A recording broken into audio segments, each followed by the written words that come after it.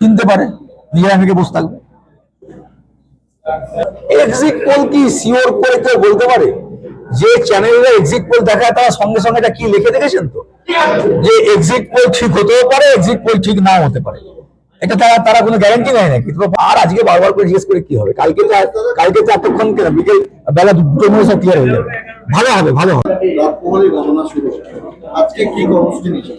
আপনারা জানেন যে গতকাল আমাদের মাননীয়া মমতা বন্দ্যোপাধ্যায়, রাজ্যের মুখ্যমন্ত্রী এবং আমাদের দলনেত্রী এবং আমাদের সেনাপতি অভিষেক বন্দ্যোপাধ্যায় তারা ভিসির মাধ্যমে নির্দেশ দিয়েছিলেন যে গণনার আগের দিন অর্থাৎ আজকে প্রত্যেকটা কাউন্টিং এজেন্টের সাথে কাউন্টিং যে প্রসেস সেইটা নিয়ে বিস্তারিত আলোচনা করে তাদেরকে সজাগ করে দেওয়া, তাদেরকে সচেতন করে দেওয়া এবং যেসব পেপারস লাগে তাদের আই কার্ড থেকে শুরু করে তাদের পেন থেকে কাগজ থেকে যেগুলো অ্যালাউ হবে ভেতরে সেইগুলো তাদের হাতে হ্যান্ড ওভার করে দেওয়া।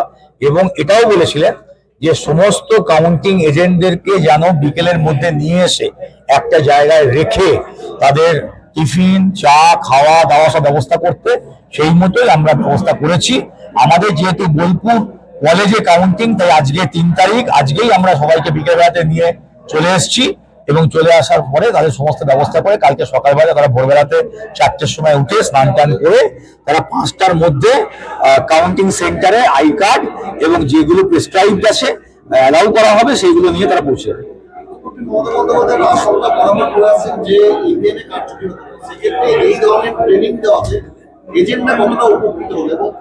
দেখুন, আমাদের নেত্রী এবং সেনাপতি অভিষেক বন্দ্যোপাধ্যায়ের যে নির্দেশ সেটা আমরা সবাই সবসময় অক্ষরে অক্ষরে পালন করি।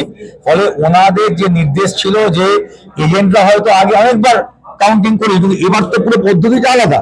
এবার যেমন ধরুন যে আই কার্ড, কিউআর কোড বাড়িতে ঢুকতে হবে, কোনো জল নিয়ে যেতে পারবে না, খাবার নিয়ে যেতে পারবে না, এরকম অনেক সিস্টেম। তারপরে ধরুন টোটাল প্রক্রিয়াটার মধ্যে যদি কোথাও কোনো কনস্পিরেসি থাকে, চক্রান্ত থাকে, সেটা সম্পর্কে সজাগ করে দেওয়া, যেমন সজাগ করেছি।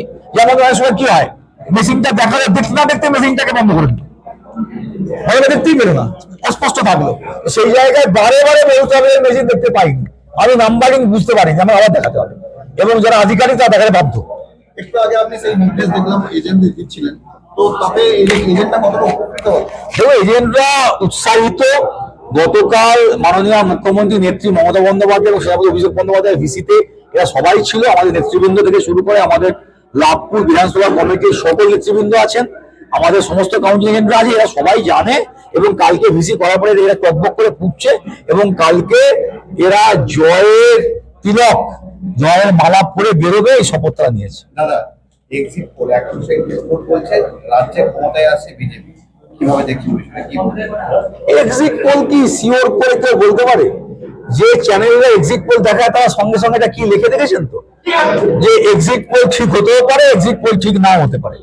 এটা তারা কোনো গ্যারান্টি নেয় নাকি? ফলে আপনি বা গ্যারান্টি করেন, আমি বা গ্যারান্টি করেন। তবে এইটুকু বলতে পারি, এক্সিট পোলে যা দেখাচ্ছে রেজাল্ট তার থেকে তৃণমূল কংগ্রেসের শতগুণে ভালো হবে।